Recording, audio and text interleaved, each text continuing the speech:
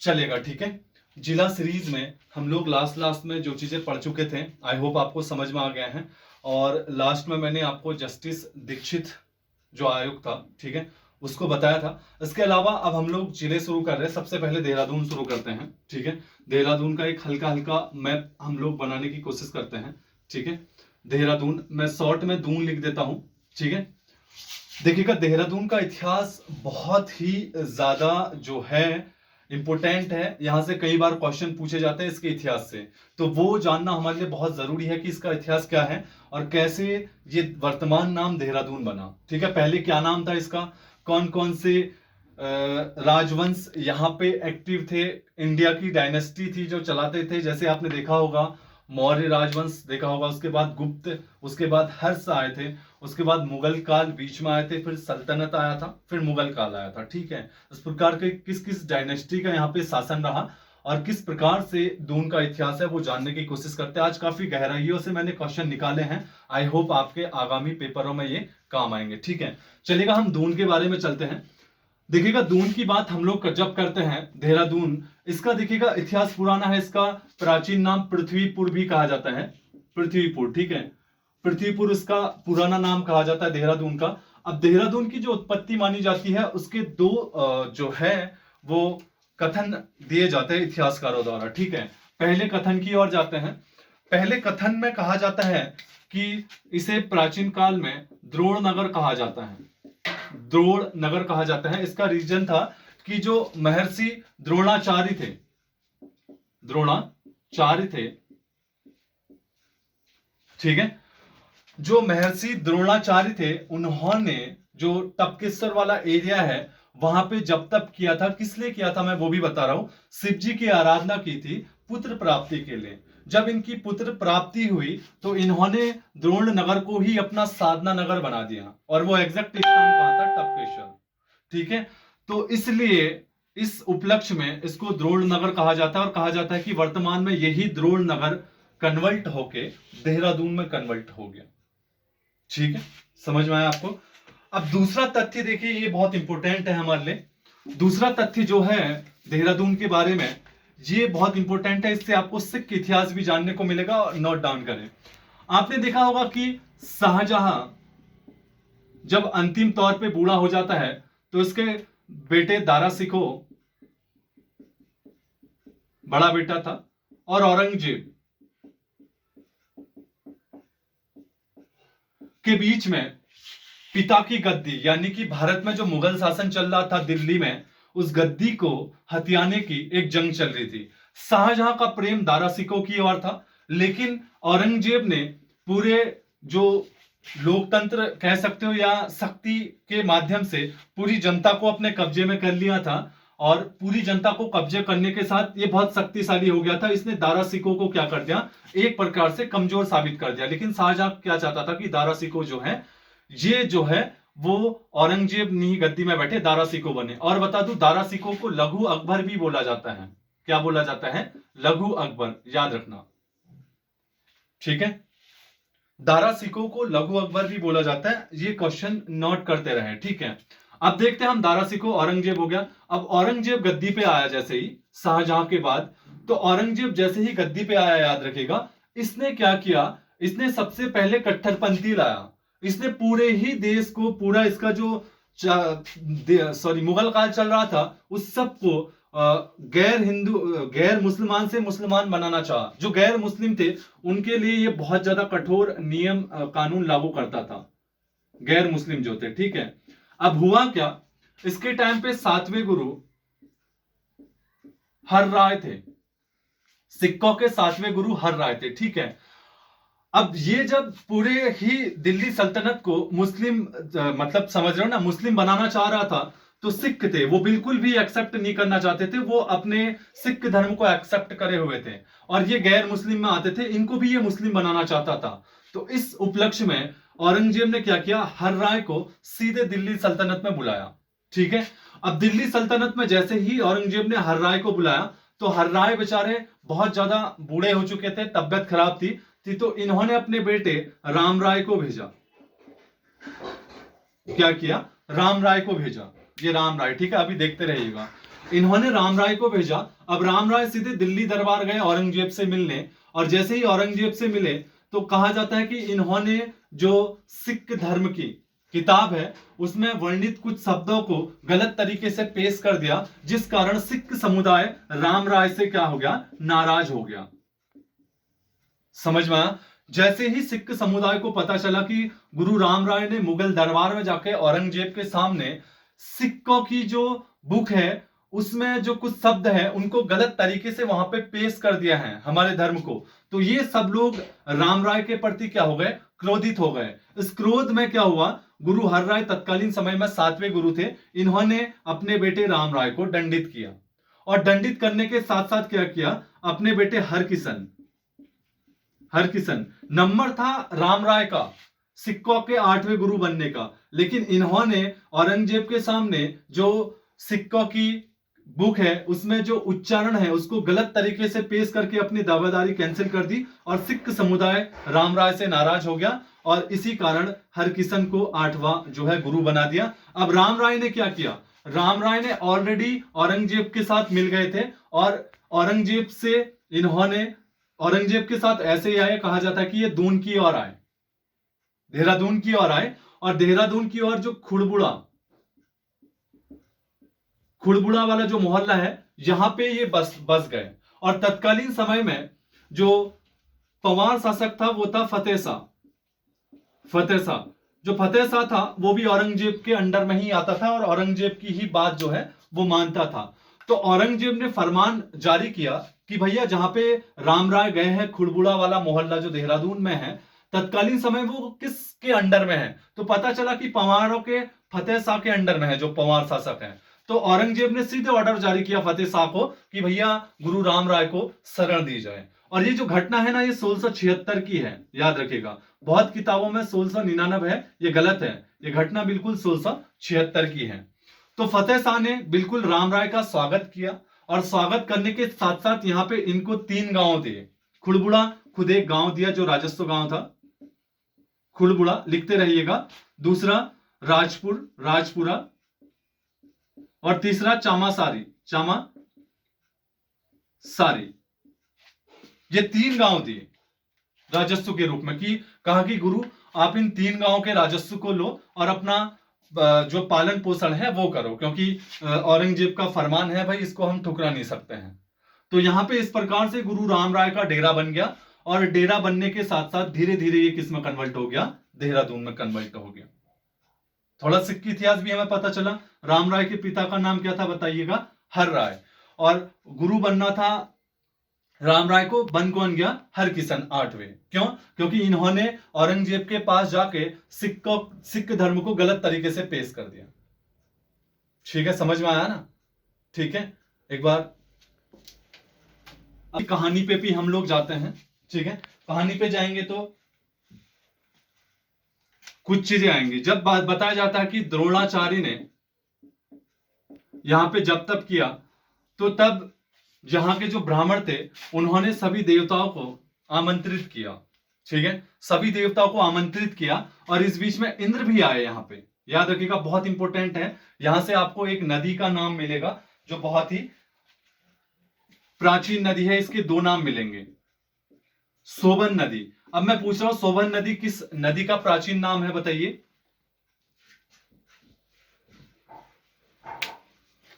कोई बात नहीं, ठीक है। तो इंद्र जब इस निमंत्रण में पहुंचे, तो ये जो हमारा, ठीक है, जो क्लेमेंट टाउन वाला एरिया है, बताया जाता है कि वहां से आ रहे थे, और वहां पे बौने ब्राह्मण थे, 60 बौने ब्राह्मण थे, और एक अस्सु खुरों के बराबर एक कुछ हो गया था, उसमें पानी भर गया था, अस्सु खुरों के बराबर था, पानी भर गया था, और ये ब्राह्मण इसको पार नहीं कर पा रहे थे, और इंद्र देवता जो थे इन पे हंसे थे। और जैसे ही इंद्र देवता इन 60 बौने ब्राह्मणों पे हंसे थे, तो इन 60 ब्राह्मणों को इतना क्रोध आ गया, इन्होंने कहा कि इंद्र की तरह हम दूसरा इंद्र जो है वो उत्पन्न करेंगे। इनके पसीने से बताया जाता है कि एक नदी का उद्गम हुआ उस क्षेत्र में, तत्कालीन टाइम पे बालखिया नदी उसे बोला जाता है, बालखिलिया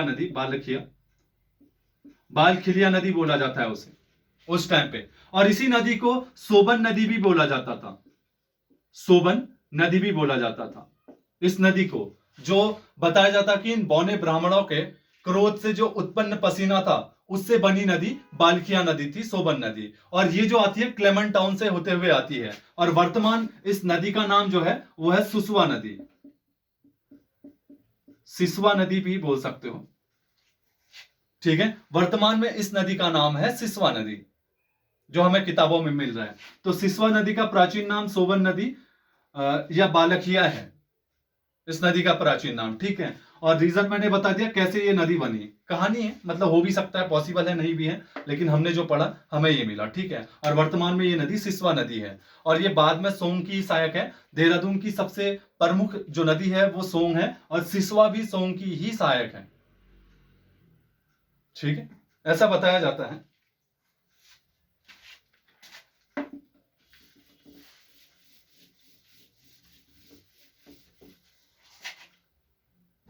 अब देखिएगा जब हम लोग आगे चलते हैं, ठीक है, आगे की ओर चलते हैं, तो हमें बताया जाता है कि जो भरत थे, भरत, ठीक है, कर्णाश्रम आपने सुना होगा, कड़वाश्रम, कड़वा आश्रम जिसे बोलते हैं, ये कोटद्वार में है, लगभग कोटद्वार में, कोटद्वार के आगे, ये मालती नदी के तट पे है, मालती नदी के तट पे है। इस मालती के नदी पे जो कर्णाश्रम है, यहीं पे भरत का जो है वो जन्म हुआ था, ठीक है। और भरत की माता जो थी बताया जाता है कि वो गढ़वाली थी, ऐसा बताया जाता है। और संभवतः बताया जाता है कि भरत पहले ऐसे राजा थे जिन्होंने दून उत्पत्तिका में अपना राज किया था, ऐसा बताया जाता है, पहले ऐसे राजा थे। फैक्ट हमारे जुड़ते जा रहे हैं। कर्णाश्रम मालती नदी के तट पे है, और यहीं पे भरत जो है इनका जन्म हुआ था, और संभवतः ये पहले राजा माने जाते हैं जिन्होंने दून उत्पत्तिका में जो है अपना राज किया था, ठीक है। आगे चल के देखिएगा, आगे जब हम लोग चलते हैं आगे, भारत में पहला जो राजवंश है, वैसे तो हर्यक वंश है, लेकिन पहली तरह से प्रमाणित जो राजवंश है वो मौर्य राजवंश था, मौर्य राजवंश, जो लगभग 321 बीसी से 184 बीसी के आसपास में चला, जिसमें चंद्रगुप्त, बिंदुसार, अशोक, ये 3 महान शासक हुए। इसमें से जो बिंदुसार का बेटा हुआ अशोक, इसने क्या किया, जो दून वाला क्षेत्र था, ठीक है, यहां पे जो यमुना नदी है,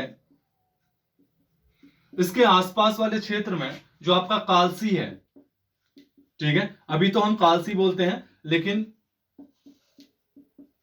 स्थानीय लोग इसे चित्रशिला बोलते हैं। स्थानीय लोग क्या बोलते हैं, चित्रशिला बोलते हैं कालसी में। यहां पे अशोक ने अपना एक शिलालेख जो है, शिलालेख लिखवाया था या उत्कीर्ण किया था, कह सकते हो, ठीक है, एक शिलालेख उत्कीर्ण किया था। तो इस शिलालेख में अशोक ने जो है यहां पे जो शिलालेख स्थापित कर रखा है, बाद में पढ़ेंगे इसके बारे में, तो अभी मैं बता रहा हूं। इससे ज्ञात होता है कि अशोक के शासनकाल में जो ये वाला क्षेत्र था वो मौर्य राजवंश के क्या था, आधिपत्य था, यानी कि इनके अंडर में था, समझ रहे हो, है ना। तो ये इनके क्या था, अंडर में था। इससे पता चलता है हमारे कालसी शिलालेख से। कालसी जो है इसे यहां के क्षेत्रीय लोग यानी कि लोकल जो लोग हैं इसे चित्रशिला भी बोलते हैं, ठीक है। आगे चलते हैं, आगे एक बहुत ही इंपॉर्टेंट कहानी है। बताया जाता है कि जब शिव जो थे, सब फैक्ट याद रखिएगा, शिव जब सती को अपने कंधे पे हिमालयी यात्रा की ओर ले जा रहे थे, तो जहां जहां पे सती के जो बताया जाता है कि अंग गिर रहे थे, ठीक है, वो शक्तिपीठ कहलाए। जहां जहां पे सती के अंग गिरे वो शक्तिपीठ कहलाए। और ये जब मोहन पास दर्रे के पास में पहुंचे, ये पता मोहन पास दर्रा कौन सा है, देहरादून में है, जो जिसमें 1398 में जो तैमूर लंग था, इसी से आके आक्रमण करता है देहरादून में 1398 में मोहन पास दर्रे से। बताया जाता है कि इस मोहन पास दर्रे के आसपास में जो क्षेत्र था वो वानस्पतिक बहुत ही मतलब अद्भुत क्षेत्र था। तो जब शिव सती को लेके इसी क्षेत्र से गुजर रहे थे तो यहाँ पे सती का एक अंग गिरा जो शक्तिपीठ के नाम पे जाना जाता है, और वो वर्तमान में शाकंभरी, याद रखिएगा, शाकंभरी देवी मंदिर के नाम से जाना जाता है, मोहंड पास दर्रे के आसपास में जो है। ठीक है, मैंने आपको बताया ना, जब शिव सती को कंधे पे लेके पूरी हिमालय यात्रा में जा रहे थे तो जहां जहां पे सती के अंग गिरे, कहीं तो आंसू कहते हैं लेकिन अंग भी बताया जाता है, जहां जहां पे इनके गिरे थे वहां वहां पे शक्तिपीठों का निर्माण हुआ। और ये जब मोहन पास दर्रा, जिसमें देहरादून आने की एंट्री है, और 1398 में जहां से तैमूरलंग ने अटैक किया था देहरादून में, उसी के आसपास में शाकंभरी देवी मंदिर है, यहाँ पे इनके एक अंग गिरा, और ये जो है शाकंभरी देवी मंदिर के नाम से वर्तमान में जाना जाता है। आया समझ में आपको? ठीक है, आगे चलते हैं।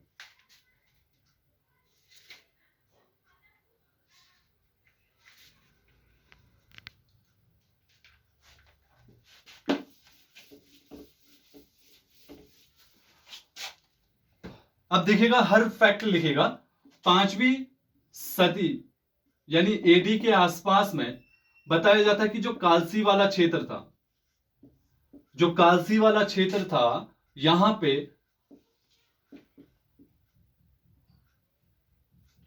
लिखेगा जो 5वीं शताब्दी के आसपास में यहां पे छांगलेस राजवंश का आधिपत्य था। इसका पहला शासक जयदास था और अंतिम शासक अजवेश्वर था। ये फैक्ट याद आ सकता है, क्या पता अगर यूके आगामी परीक्षाओं में अगर टफ पूछ ले। ठीक है, तो 5वीं शताब्दी के आसपास में जो कालसी वाला क्षेत्र था, यहाँ पे छांगले राजवंश का आधिपत्य था। इस छांगले राजवंश के बारे में हमें सिर्फ इतनी जानकारी मिलती है कि इसका पहला शासक जयदास था और इसका अंतिम शासक जो था वो अजवेश्वर था।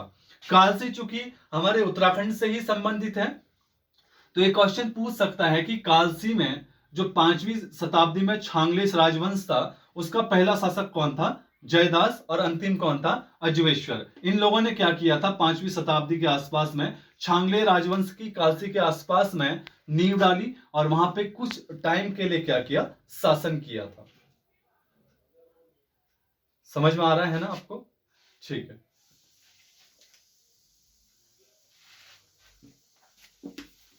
चलेगा, हम आगे बढ़ते रहते हैं। अब देखिएगा, जो देहरादून है, ठीक है, आपने सुदर्शन शाह का नाम सुना होगा। सुना क्या होगा, ये तो पढ़ना ही है आपको। जब खुड़बुड़ा का युद्ध हुआ तो उस युद्ध में जब गोरखाओं ने पवार वंश की नींव हिला दी, कमर तोड़ दी, और गढ़वाल में गोरखा शासन का क्या किया था? नींव डाल दी, और गढ़वाल में गोरखा शासन लगा। तो सुदर्शन साहब को पता होगा कनखल में था तत्कालीन समय में, और इसने कनखल में ही दूसरी शादी की थी। कहां से? हिमाचल प्रदेश के शासक की एक बेटी से, अपनी शक्ति को बढ़ाने के लिए। और ये लगातार अंग्रेजों के क्या था? ठीक है, टच में था। इसने क्या किया? टच में था। अब इसके पास पैसे नहीं थे, मैं आपको बता रहा हूं। गोरखा काल जब गढ़वाल में लगा, तो अब इन गोरखाओं से लड़ने के लिए इसके पास सेना होनी जरूरी है। सुदर्शन साहब के पास सेना कब होगी? जब उसे वो सैलरी देगा या पैसा देगा। तो इस बेचारे के पास कोई भी राजस्व नहीं था, तो इसके लिए इसने कुछ पॉलिसियां अपनाई, जैसे एक शादी की दूसरी कनखल में ही हिमाचल के शासक की बेटी के साथ। इसके अलावा वो भी पूरा नहीं हुआ, उससे भी पैसा दहेज ज्यादा नहीं आया, तो इसने क्या कर दिया? पैसा इकट्ठा करने के लिए 1811 में देहरादून को ही 3004 रुपए में एक अंग्रेज अधिकारी कैप्टन हेयरसी को भेज दिया। कैप्टन यंग हेयरसी से बोला जाता है, इसको भेज दिया 1811 में एक संधि के द्वारा। ठीक है, कुछ पैसा आएगा, उस पैसे से मैं एक सेना बनाऊंगा, और उस सेना बनाने से क्या करूंगा? गोरखाओं से लड़ूंगा, या अपना कोई अलग जो राजवंश है उसकी नींव डालूंगा। ऐसा कुछ सुदर्शन शाह ने सोचा और इसी राजस्व को कलेक्ट करने के लिए 1111 में ये कैप्टन यंग हेयरसी से एक डील करता है और इस डील के साथ क्या करता है, देहरादून को 3004 रुपए में बेच देता है। समझ पा रहे हो, है ना? ठीक है, देहरादून को बेच देता है सुदर्शन शाह। ठीक है, एक डील थी देहरादून को बेचने की, तो मैं आपको बता रहा हूं। देखिएगा, जब आगे बढ़ते हैं हम लोग देहरादून के बारे में, ठीक है,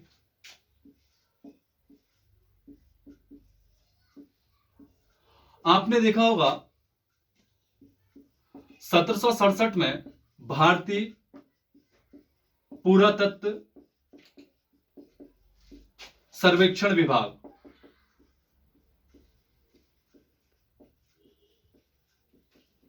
स्थापना कलकत्ता में हुई थी। 1842 में इसका हेडक्वार्टर, HC लिख देता हूं, हेडक्वार्टर जो है, सॉरी 1942 में, 1842 नहीं, 1942 में, 1942 में इस भारतीय पुरातात्विक सर्वेक्षण विभाग का हेडक्वार्टर जो है देहरादून में कर दिया गया। लेकिन मेन हेडक्वार्टर, अब जब 1767 में भारतीय पुरातात्विक सर्वेक्षण विभाग की स्थापना की कलकत्ता में, तो ठीक है, जो बात है वो ये है कि इसने इसी के साथ करणपुर, जो वर्तमान में हब है देहरादून में पढ़ने का, करणपुर में सबसे ज्यादा कोचिंग है, DAV, DSB, ठीक है, सचिवालय भी उसी रोड में है, लगभग उसी रोड में नहीं कह सकते, उसी के आसपास में है, और जितने भी कोचिंग संस्थान है बड़े बड़े जो भी है वो सब करणपुर में, उसी करणपुर की बात कर रहा हूं। तो इसी टाइम में इन्होंने इनका मेन हेडक्वार्टर 1767 में कलकत्ता में बनाया और इसका क्षेत्रीय हेडक्वार्टर बताया जाता है कि करणपुर में बनाया। समझ में आया? क्षेत्रीय कार्यालय बनाया। जैसे RBI सुना होगा आपने, RBI का मेन हेडक्वार्टर मुंबई में है और क्षेत्रीय कार्यालय आपने देखे होंगे कलकत्ता, दिल्ली, मद्रास, क्योंकि ये हमारे 4 महानगरों में काउंट होते हैं, यहां पे है 4 क्षेत्रीय कार्यालय, और भी खोलते हैं खोलने के लिए। उसी प्रकार से इसका मेन हेडक्वार्टर कहां है? मुंबई में। तो 1767 में इसका मेन हेडक्वार्टर तो कहां था? कलकत्ता में ही, लेकिन इसका क्षेत्रीय जो कार्यालय था वो करणपुर में भी था। इसी प्रकार से कुछ मिलता जुलता है। मैं आपको बता दूं, मुंबई को भारत की वित्तीय राजधानी इसीलिए कहा जाता है क्योंकि जितने भी इंडिया के बड़े बड़े वित्तीय संस्थान है उन सब का हेडक्वार्टर कहां है? मुंबई में है। जैसे RBI हो गया,